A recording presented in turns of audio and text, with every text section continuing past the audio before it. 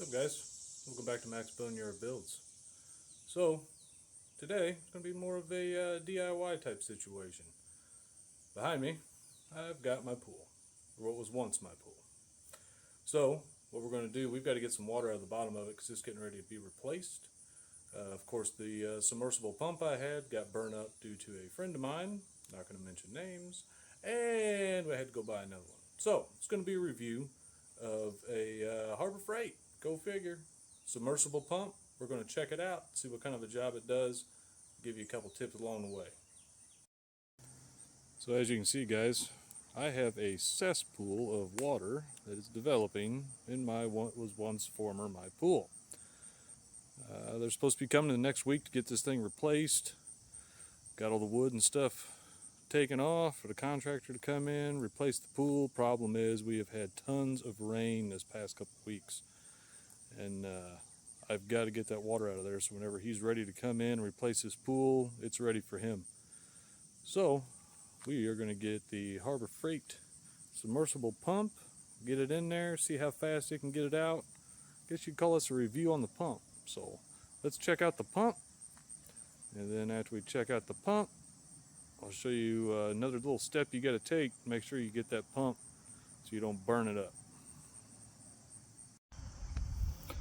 Alright guys, here's the one I picked up. It's a Drummond 1/3 horsepower submersible utility pump. It's about 110 bucks. So as you can see, 2,000 gallons. It says max flow, that's at 0 foot. Hook it up to a 3/4 garden hose. Max head 31 feet. 25-foot cord, so on, so forth, removing water from the basement. Here's your big thing. You look at these submersible pumps. Removing water in the basement, window well, flat roof. Do not use for a continuous run for a pond. Do not use it for septic or sewer. AKA, this is not made to chew up poop. This is not made to chew up toilet paper, things of that nature. It even says right here on the cord, only use for clear water, free of leaves, free of debris. So I'm going to do exactly what it doesn't want it to do. I'm going to use it for the pool. So to make sure that this pump does not suck up any debris or anything, we are going to give it a little bit of insurance. As you can see on the bottom of the pump, it's already got, I guess you could say, a safety net to try and make sure that stuff does not get caught inside that impeller. The impeller in there, I haven't taken it apart, not going to, probably plastic or who knows what, but it's not made to chew up stuff. This is not a commercial grade suck up anything type pump, okay? So it's got a safety net around here. However, small stuff can still get through here, I'm sure. I'm sure it can handle anything that can get through these holes. But I want to make sure that you don't get leaves or anything else that completely block this thing, because if there's anything that burns up the pump, it is running it dry. You cannot run a submersible pump dry. It will burn up in 2 seconds. The water is what actually lubricates it and cools it, so do not do that. So we are going to do a little safety feature, and I'll show you how to put that together. We'll put the safety feature together, we will get it all hooked up, and then we will see how this Drummond does to get rid of the water. Alright guys, so there is two things that submersible pumps absolutely hate. That is, one, running dry. Number two is debris. So what we've got here is just your standard, I used to call it chicken wire, whatever you want to call it, just some fine mesh string. So what we're going to do is we're going to make a basket to go around the submersible pump. That way all that debris and stuff that's sitting inside that pool right now is not going to get sucked up inside that pump and burn it up. Because at $100 a shot, I really don't feel like keep on buying them pumps. So what we do, zip this off.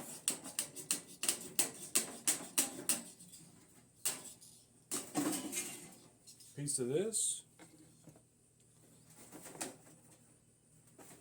We are going to fold this up and make a basket to go around for that pump to sit in. It doesn't have to be high.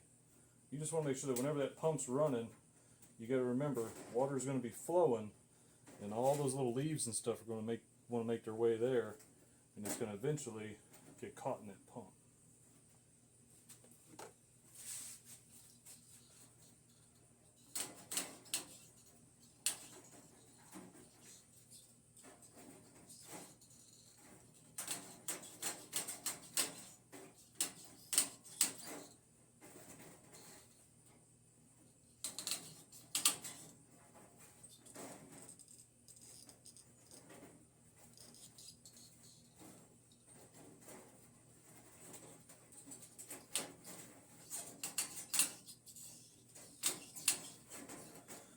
Sometimes this isn't the easiest stuff to work with, but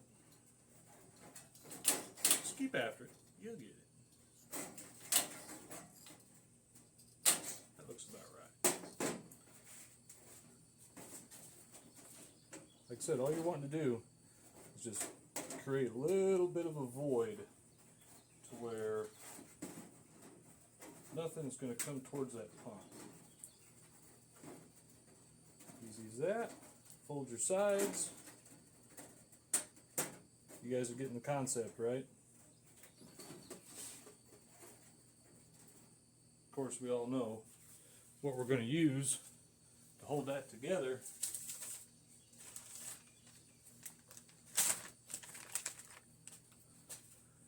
Zip ties. If you ain't got enough zip ties to tie up a body, you ain't got enough zip ties.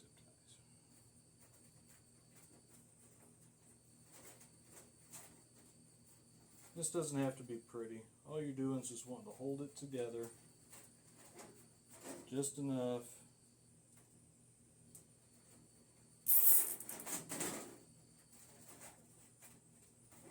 Keep the basket together. That's all you're looking for.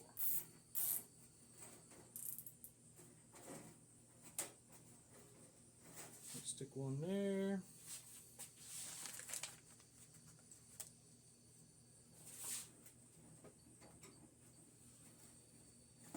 Try to make sure nothing gets through down there on the bottom.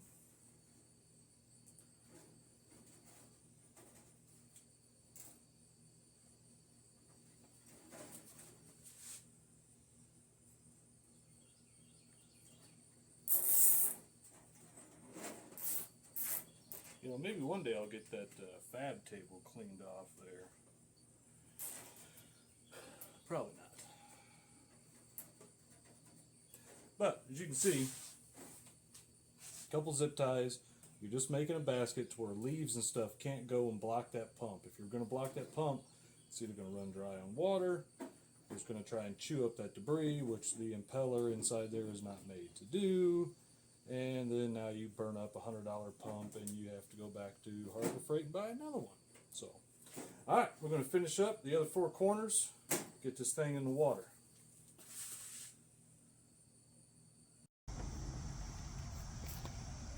Alright guys, here we go. There's some days you just got to get dirty. And today, one of those days.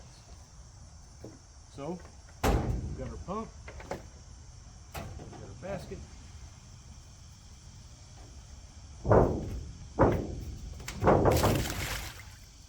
Now I'm in the slime. Already got a hose ran. I tried doing just a regular siphon.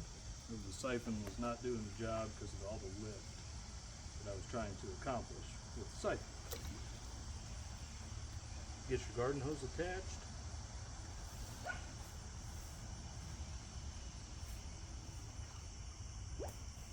Man, there's stuff living in here. I think the frogs have found standing water.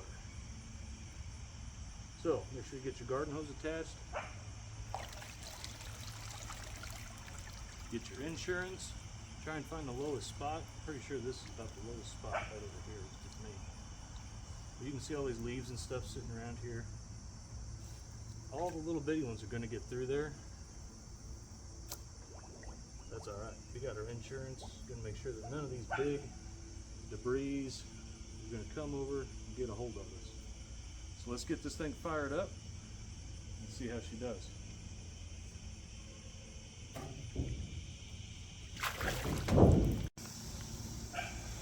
All right, got her plugged in. I can hear her humming. She's doing her thing. Hose is running over.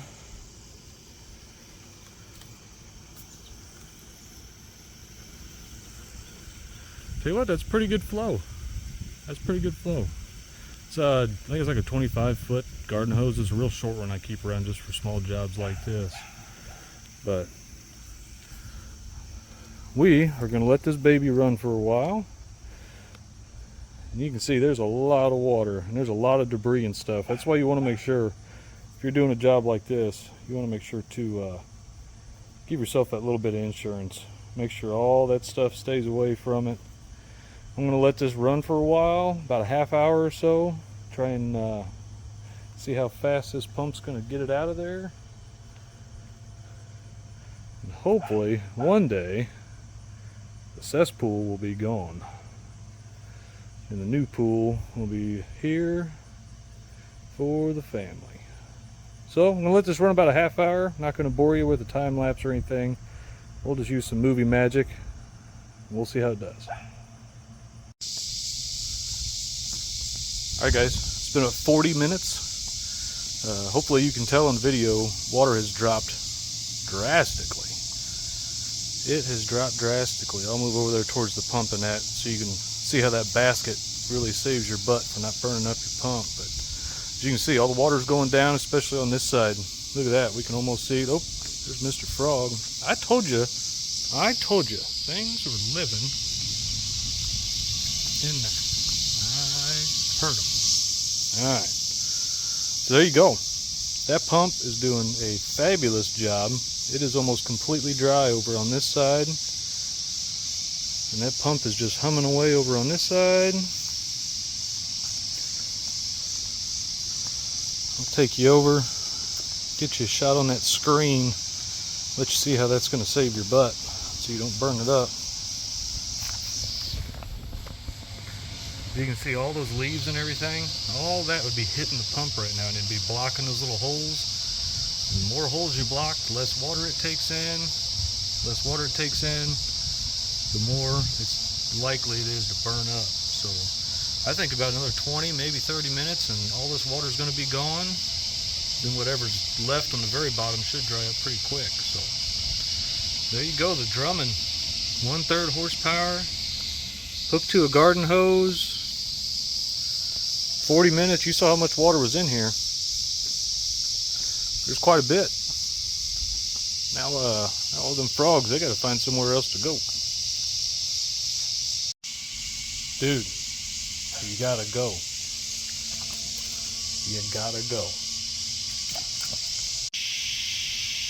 Why did you take my home away? Why did you take my home away? You gotta go, homie. There you go. Go on. Go live another day. Go. Get. And number 2. Come on, buddy. See ya. Go on now. Go on. Go on. Nope, not towards me. Get out of here. Go on now. Oh, see ya. Catch and release. Alright, there it is. It's been 1 hour and 15 minutes exactly. Right here's the low spot. I mean, we're talking, it is maybe an inch or so. Pump starts sucking air in that, and that's obviously low enough that I'm not worried about it. The sun's going to dry it up. It's 90 degrees and humid and horrible today, so that will suck that up no problem. Hour and 15 minutes to drain that much water off a 3rd horsepower residential pump. The old Drummond. There it is. You can see there's a minimum starting level on there. You want to make sure that it's high enough. And whenever we started, it was right in this ballpark here. And man, it sucked her all the way down. It was just underneath there whenever I went ahead and killed it, because it was starting to suck air in that, and I'm not going to burn up the pump. So, you know, I call that a win. $100. Pump still ran great. Didn't overheat, never shut off. Usually they got a thermal protector in them. If they get too hot, they'll turn off or they burn themselves up. But after it does that a time or two, they're done for it. It never turned off. I checked it regularly. So I call it a win, guys. Thanks for checking out Max Boneyard Builds. Little DIY project today. Another win for Harbor Freight, if you ask me. Thanks for sticking around. Hopefully I have some more for you soon. See you next time.